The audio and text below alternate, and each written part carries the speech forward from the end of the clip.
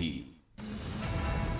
भाजपा मुख्यालय में सदस्यता कार्यक्रम में भाजपा प्रदेश अध्यक्ष ने दिलाई सदस्यता। करीब 400 लोगों ने दिलाई सदस्यता।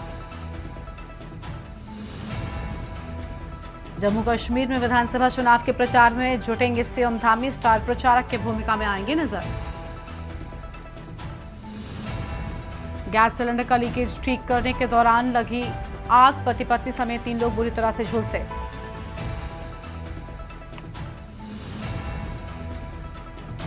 कैबिनेट मंत्री गणेश जोशी की बढ़ी मुश्किलें। कृषि मंत्री गणेश जोशी के खिलाफ संपत्ति मामले में कोर्ट लेगा मुकदमे का फैसला। प्रदेश के पुराने बाजारों का होगा नए सिरे से कायाकल्प। नमस्कार, आप देख रहे हैं के न्यूज इंडिया। मैं हूं आपके साथ गरिमा वाजपेयी। खबर उत्तराखंड की शुरुआत करेंगे कुछ खास खबरों के साथ में। देहरादून से बड़ी खबर आपको हम बताते हैं। भाजपा मुख्यालय में सदस्यता कार्यक्रम। बीजेपी प्रदेश अध्यक्ष महेंद्र भट्ट, सांसद व आपको बता दें कि पूर्व सीएम त्रिवेंद्र सिंह रावत भी मौजूद हैं। भाजपा प्रदेश अध्यक्ष ने सदस्यता दिलाई है और करीब 400 लोगों को सदस्यता दिलाए जाने की बात सामने आई है। बड़ी जानकारी आपको हम बता रहे हैं। बीजेपी का 2 सितंबर से शुरू सदस्यता महाअभियान। बड़ी जानकारी आपको हम बता दें, सदस्यता महाअभियान की शुरुआत हो चुकी है।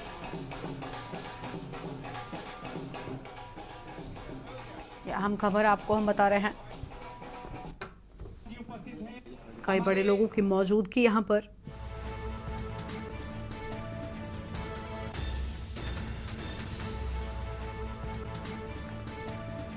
फिलहाल ये अहम जानकारी आपको हम बता रहे हैं।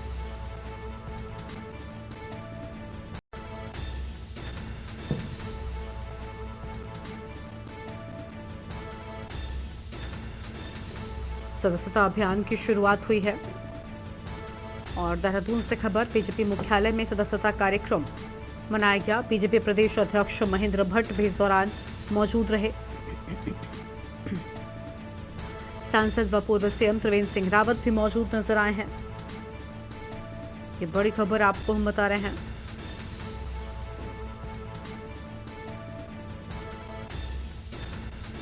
देहरादून से बड़ी जानकारी।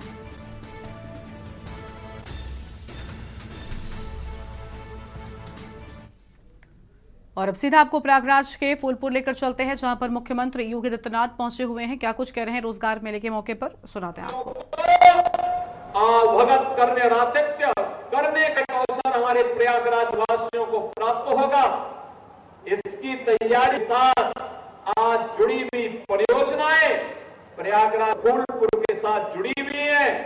इसके लिए भी आप सबको मैं हृदय से बधाई देता हूं और अभी से तैयारी के लिए भी आह्वान करने के लिए आया हूं। बहनों और भाइयों, आज यहां पर लगभग 600 करोड़ रुपए की परियोजना का हमने लोकार्पण और शिलान्यास किया है।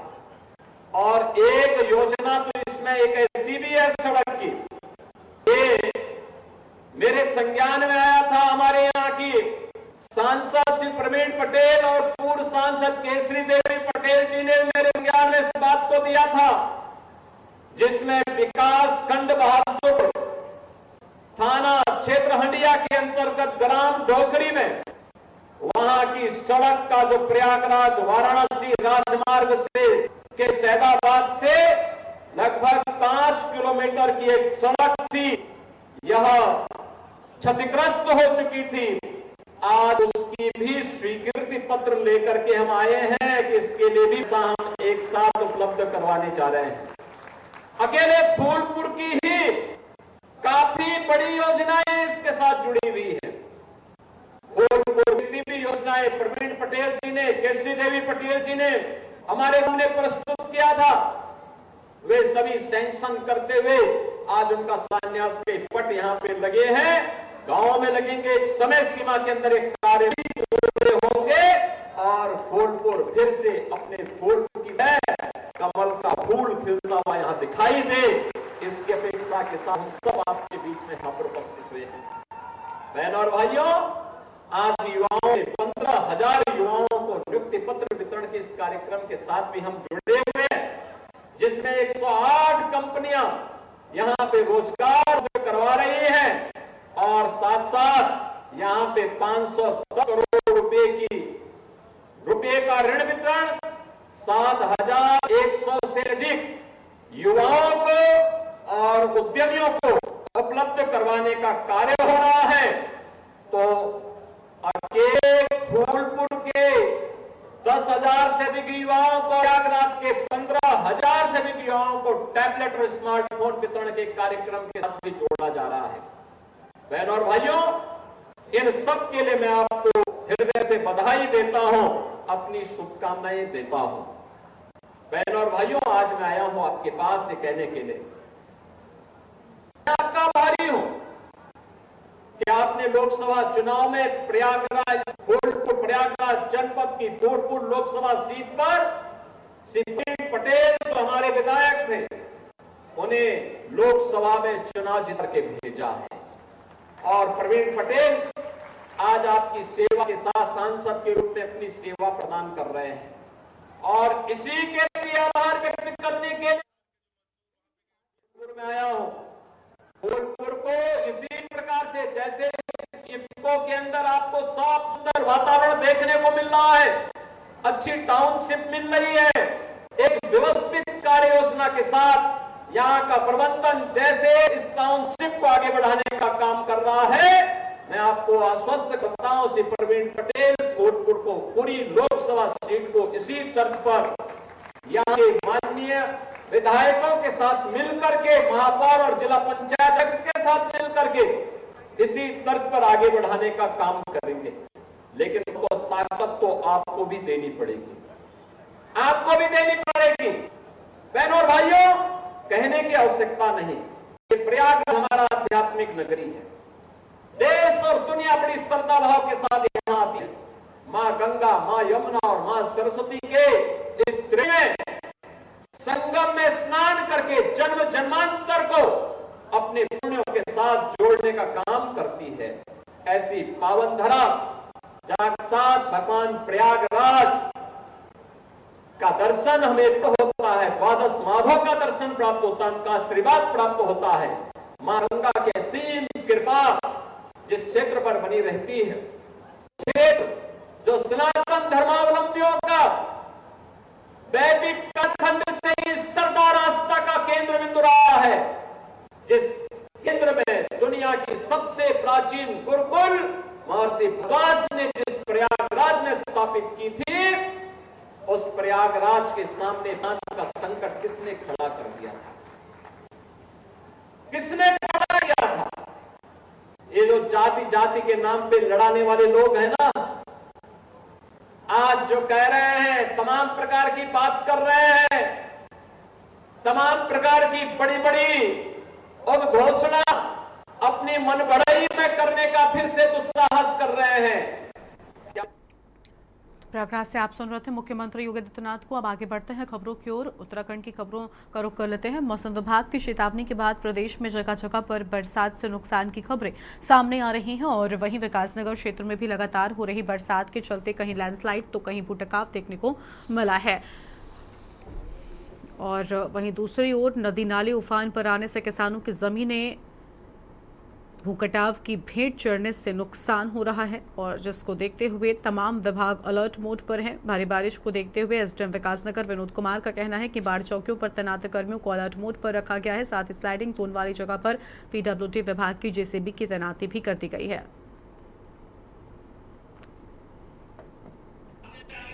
नदियां उफान पे, एक तो शिमला बाईपास की तरह हमारे बड़े नाले हैं, वहाँ पे रफ्ते में जाने से लोगों को रोका जा रहा है, और दूसरा जिन जिन जगहों पे जलस्तर बढ़ा हुआ है वहाँ पे अलर्ट किया गया है कि पानी का जो बहाव है उस तरफ न जाए। और जिन जगहों पे जो हमारे रोड ब्लॉक वगैरह हो रही है, तो जो कंसर्निंग डिपार्टमेंट है उनको निर्देशित किया गया है कि अपनी जेसीबी वगैरह को उन जगहों पे खड़ा करें, और जैसे ही जरूरत पड़ती है तो उस लोगों आगे का कार्य शुरू करें। छिद्दरवाला क्षेत्र के ग्राम पंचायत चकजोगीवाला में गुलदार की चहलकदमी का एक वीडियो सोशल मीडिया पर तेजी के साथ में वायरल हो रहा है। ये क्षेत्र बडकोट ट्रेन से सटा हुआ है, जहां आबादी भी है। गुलदार की इस तरह की मौजूदगी से स्थानीय निवासियों में डर का माहौल बन गया है, और अब इस मार्ग पर गुलदार का दिखना चिंता का विषय है।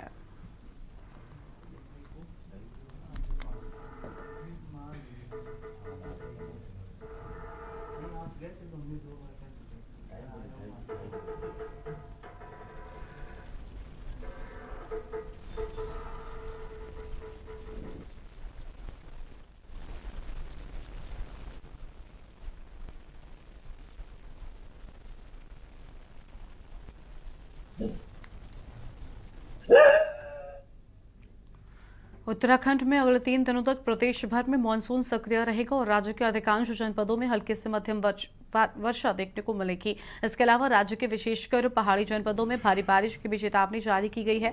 मौसम विज्ञान केंद्र देहरादून के वैज्ञानिक रोहित पपलियाल ने कहा कि 4, 5 और 6 सितंबर को प्रदेश भर में अधिकांश जनपदों में हल्की से मध्यम बारिश की संभावना है। उन्होंने कहा कि 6 सितंबर तक प्रदेश के पहाड़ी क्षेत्रों में भारी बारिश देखने को मिलने वाली है। इसके तहत देहरादून, पौड़ी, बागेश्वर, नैनीताल, उत्तरकाशी में भारी बारिश की चेतावनी है।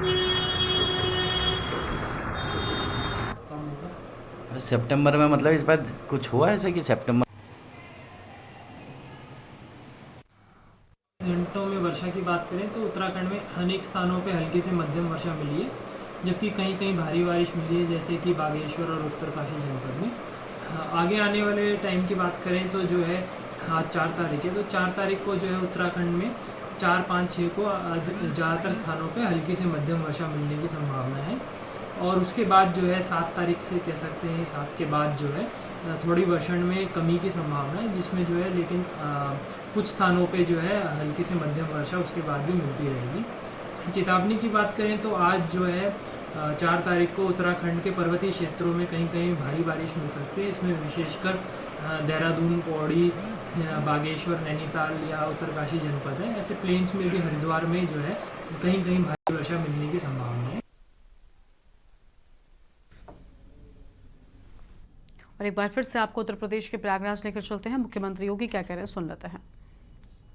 उस समय की महापौर और साथ साथ यहाँ के हमारे स्वास्थ्य मंत्री उस समय के श्री सिद्धार्थ सिंह, श्री नंदगोपाल गुप्ता नंदी जी, इन सभी लोगों ने मिलकर के, यहाँ के मान्य विधायकों ने सबने मिलकर के अथक परिश्रम किया और परिणाम क्या रहा। 2019 में कुंभ कैसे है, प्रयागराज ने बता दिया। कुंभ स्वच्छता, सुरक्षा, सुव्यवस्था का होता है। प्रयागराज का सम्मान दुनिया के अंदर बढ़ा था। और बहनों और भाइयों, उसी सम्मान को बहाल करने के लिए आज हम फिर आपके पास हैं इसे कहने के लिए। अच्छा काम करते हैं, व्यक्ति को सम्मान मिलता है और साथ साथ हमारे शहर को भी, हमारे पद को भी एक नई पहचान मिलती है। जब अच्छा काम करते हैं, आप दुनिया के अंदर कहीं जाएंगे, कहेंगे मैं प्रयागराज से हूं, फूलपुर से हूं, लोग सम्मान देंगे।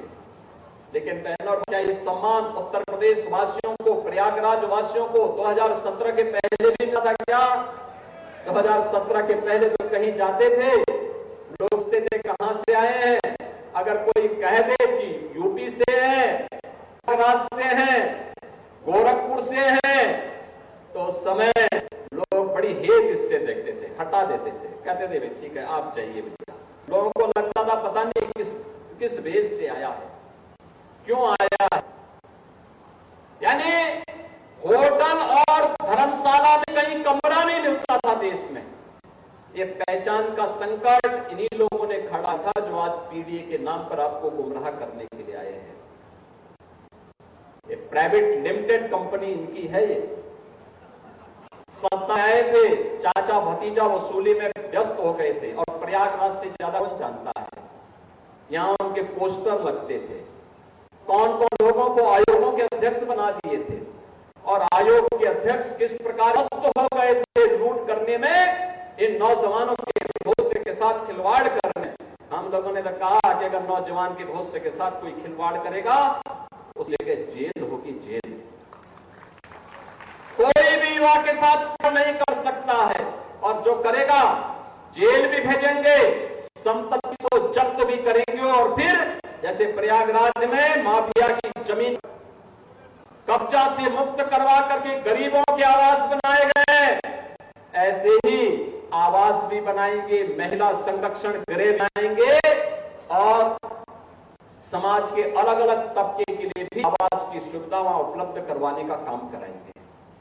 बहनों और भाइयों, कार्य करने के लिए नेक नियत चाहिए, सरकार की स्पष्ट नीति चाहिए, कार्य करने का एक जज्बा होना चाहिए, चुनौतियों से सम और विषम परिस्थितियों में लड़ने का, आगे बढ़ने का एक जज्बा होना चाहिए। याद करिए 2017 के पहले उत्तर प्रदेश बीमारू राज्य हो गया था, ना युवाओं को नौकरी मिलती थी, न रोजगार मिलता था, न कोई निवेश करने के लिए आता था, अन्नदाता किसान आत्महत्या कर रहा था, बेटी सुरक्षित नहीं थी, व्यापारी का सम्मान भी था और उसको सुरक्षा भी नहीं थी, समाज का कोई तबका खुशहाल नहीं था, दंगे होते थे, बड़े बड़े दंगे होते थे, महीनों तक दंगे चलते थे। आपने 7.5 वर्ष में कहीं दंगे का नाम सुना है क्या? कहीं दंगा हुआ है क्या? और कोई दंगा कर पाएगा? दंगा करने की कीमत क्या होगी है? ये उल्टे पोस्टर जब टंगेंगे ना शहर शहर में, और फिर उनसे वसूली होगी पीढ़ियों तक की, ये सारी संपत्ति वसूली होगी। अच्छे अच्छे दंगाई दंगा करना भूल गए हैं। अच्छे खासे पहले माफिया सत्ता को संचालित करते थे। इस समाजवादी पार्टी की सरकार को, कांग्रेस की सरकार को जो माफिया संचालित थे, उन माफियाओं की पैंट गीली होती हुई भी आप लोगों ने देखी होती। कैसे गिड़गिड़ाते थे? बहनों और भाइयों, ये माफिया समाज का कोड है, कोड। जब तक आपको निकाल बाहर नहीं करेंगे, तब तक वर्तमान और भविष्य ये लोग लगातार आपका खराब करते रहेंगे। और ये लड़ने का एक जज्बा, जैसे सरकार लड़ रही है, ऐसे ही हम सबको होगा। मेरे लिए आज प्रयागराज आना बहुत महत्वपूर्ण है, फूलपुर में आना महत्वपूर्ण इसलिए है कि लगातार हमारा व्यावसायिक और तकनीकी शिक्षा विभाग, स्किल डेवलपमेंट विभाग, श्रम और सेवायोजन विभाग के माध्यम से जो रोजगार मेले क्रम लगे, कहीं मैं गया हूं, कहीं डिप्टी सीएम केशव प्रसाद मौर्य जी गए हैं, कहीं पर सीएम श्री ब्रजेश पाठक जी गए हैं, कहीं पर जल शक्ति मंत्री शिवदेव सिंह गए हैं, कहीं पर कृषि मंत्री श्री सूर्य प्रताप शाही जी गए हैं, और कहीं पर मुझे भी अवसर प्राप्त हुआ है। और मुझे प्रसन्नता होती है जब हमारा युवा नौकरी और रोजगार के लिए कहता है कि हमें नौकरी भी चाहिए, मैं अपनी शिक्षा को आगे बढ़ाऊंगा, मैं मां बाप पर बोझ नहीं बनूंगा। ये अच्छी बात है और इसीलिए सरकार ने लिए व्यवस्था की है सीएम इंटर्नशिप की स्कीम। प्रधानमंत्री जी ने घोषणा की है पीएम इंटर्नशिप की स्कीम। कोई भी उद्यम, कोई भी इंस्टीट्यूशन, कोई भी उद्योग, अगर किसी पढ़ने वाले कोई नौजवान ग्रेजुएशन कर रहा है, फाइनल ईयर है, पढ़ाई के साथ साथ नौकरी करना चाहता है, आधा मानदेय वह इंस्टीट्यूशन या उद्योग देगा, आधा सरकार देगी, और सर्टिफिकेट मिलने के बाद फिर उसका प्लेसमेंट की गारंटी होगी। एमएसएमई विभाग के हमारे मंत्री यहां पर हैं, श्री राकेश सचान जी, इनके द्वारा एमएसएमई विभाग में 10 लाख लोगों के लिए एक नई योजना प्रारंभ हो रही है, मुख्यमंत्री युवा उद्यमी की। मुख्यमंत्री युवा उद्यमी के माध्यम से 10 लाख नए उद्यम लगाने हैं, और हम लोग पहले चरण में 5 लाख और दूसरे 10 लाख ब्याज मुक्त ऋण देंगे। बैंक का जितना भी उसमें ब्याज आएगा सरकार बढ़ेगी, आप केवल मुनाफा कमाते जाइए। ये ऋण युवाओं को तो मिलेगा, लेकिन नंदी जी को नहीं मिलेगा, क्योंकि ये अब युवा नहीं, ये बुजुर्ग की तरफ बढ़ रहे हैं आगे। बहनों और भाइयों, इसलिए मैं आप सबसे कहूंगा, आप ट्रेनिंग ले। नंदी जी के पास एक अनुभव है, यहां पे मैं देख रहा हूं तमाम ऐसे उद्यमी आए हैं जिनको मैन पावर चाहिए, अच्छा मैन पावर चाहिए। वे लोग बताएंगे, स्किल डेवलपमेंट विभाग बता रहा है, हमें एक हमारे पास करने की इच्छा शक्ति होनी चाहिए। नंदी जी ने भी जो काम प्रारंभ किया होगा, बहुत छोटे से काम प्रारंभ किया होगा, आज उनका कार्य का विस्तार हुआ, उन्होंने अपने कार्य का विस्तार दिया। सीख करके जज्बा होना चाहिए, कार्य करने की एक ललक होनी चाहिए, और ये छोटी सी पूंजी बाद में बड़ी पूंजी बनी है, सरकार उसमें सपोर्ट कर दे तो वही बाद में एक नया स्टार्टअप स्थापित कर सकता है, एंटरप्रेन्योर बन सकता है, वही बाद में उद्योगपति बन सकता है, वही फिर किसी एक फील्ड का बादशाह बन सकता है, और फिर उसकी टूटी बोलती भी दिखाई देगी। मेहनत से कमाया गया पैसा फलता फूलता भी है, लंबे समय तक पीढ़ियों को यशस्वी बनाता है और सही मार्ग का अनुसरण करते हुए हम कार्यक्रमों को आगे बढ़ाते हैं। और मुझे प्रसन्नता हुई 15,000 युवा एक साथ यहाँ पे नौकरी और रोजगार प्राप्त कर रहा है। आज बहनों भाइयों, इससे पहले मैं लखनऊ में विभागों के 1300 नौजवानों को 1374 नौजवानों को हम वहां पे सरकारी नियुक्ति पत्र देकर के आए हैं। और मैं आपको आश्वस्त करने जा रहा हूं, अभी आपने देखा होगा 23, 24, 25, 30 और 31 अगस्त को 60,200 से अधिक पुलिस भर्ती के लिए हम लोगों ने परीक्षा ली है। इसके परिणाम बहुत शीघ्र आने वाले हैं और आएंगे 60,200 से अधिक युवा। उत्तर प्रदेश का युवा केवल उत्तर प्रदेश का पाठ बनने जा रहा है।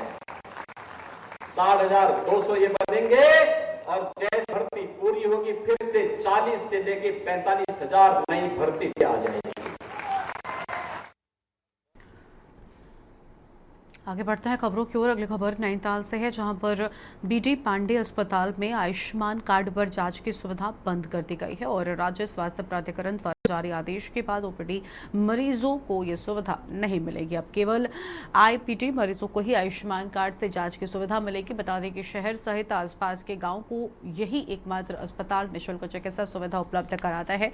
अस्पताल में मरीजों की 56 विभिन्न जाँचें भी होती हैं। ये ऐसा है कि हमारा जो स्टेट हेल्थ अथॉरिटी है उनकी तरफ से हमें निर्देश मिले थे कि जो आयुष्मान में जो फ्री जांच और जो फ्री इलाज की जो फैसिलिटी है वो केवल जो भर्ती मरीज हैं उन पे है। और क्या कहते हैं, लेकिन यहाँ पे हमारे वहाँ पे ओपीडी बेसिस पे भी ये सुविधा दी जा रही थी। लेकिन क्या कहते हैं, इसके लिए हमें अलग से फंड वगैरह नहीं रहते हैं, जिसकी वजह से इसको संचालित करने में हमें दिक्कत हो रही थी। तो हमने अपने जिला प्रबंधन समिति से इसकी अनुमति ली थी, जिसमें उनके अध्यक्ष महोदय की भी इसमें संस्तुति मिली है। लेकिन इसमें परेशान होने की ज़रूरत नहीं है, क्योंकि जो जांचें यहाँ पे नहीं हैं वो चंदन में हैं और चंदन में भी इनमें निःशुल्क सेवा दी जा रही है। और इस बीच देहरादून से एक बड़ी खबर सामने आ रही है, उसका रुख कर लेते हैं। बड़ी खबर देहरादून से, मुख्यमंत्री पुष्कर सिंह धामी ने औचक निरीक्षण किया है। बड़ी जानकारी आपको हम बता रहे हैं। मुख्यमंत्री पुष्कर सिंह धामी की ओर से औचक निरीक्षण किए जाने के बाद सामने आई है। पुलिस मुख्यालय का औचक निरीक्षण किया मुख्यमंत्री पुष्कर सिंह धामी ने। निरीक्षण के दौरान पुलिस अधिकारियों ने जानकारी ली है। अहम खबर आपको हम बता दें, और अधिकारियों को व्यवस्था दुरुस्त करने के भी निर्देश दे दिए गए हैं। और सीधा आपको अखिलेश यादव के प्रेस कॉन्फ्रेंस में लेकर चलते हैं। हमें याद है कि उनका जो काम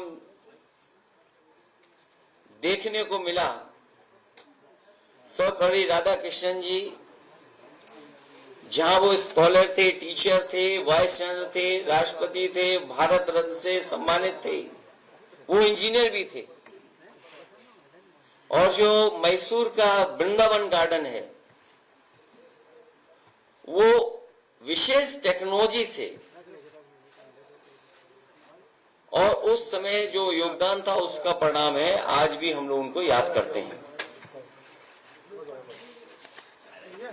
स्वामी विवेकानंद जी ने कहा, जहां हमारे लोग स्वस्थ होंगे और उन्हें शिक्षित किया जाएगा, तब हमारा समाज आगे बढ़ेगा।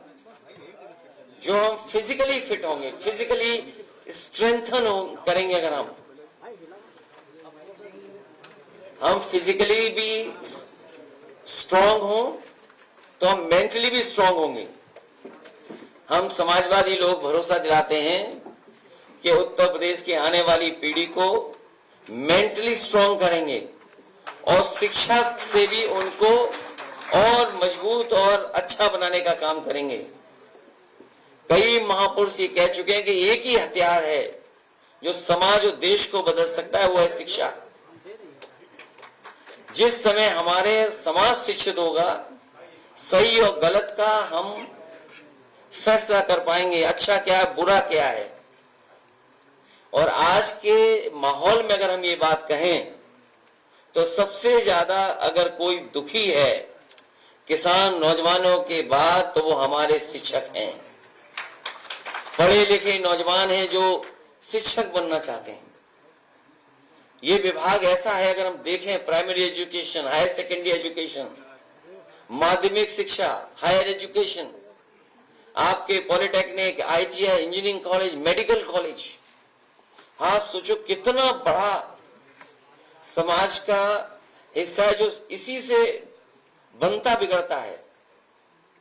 आज उत्तर प्रदेश में किसी भी स्तर पर अपॉइंटमेंट हो, टॉप से लेकर के नीचे तक सब पे प्रश्न लग रहे हैं, उंगली उठ रही है। सपा प्रमुख अखिलेश यादव को आप सुन रहे थे, उनकी ओर से हम बातें कही गई हैं और इस बुलेटिन में इतना ही। तमाम खबरों के लिए आप देखते रहिए न्यूज़ इंडिया। नमस्कार। आप देख रहे हैं के न्यूज़, खबरों का सारथी।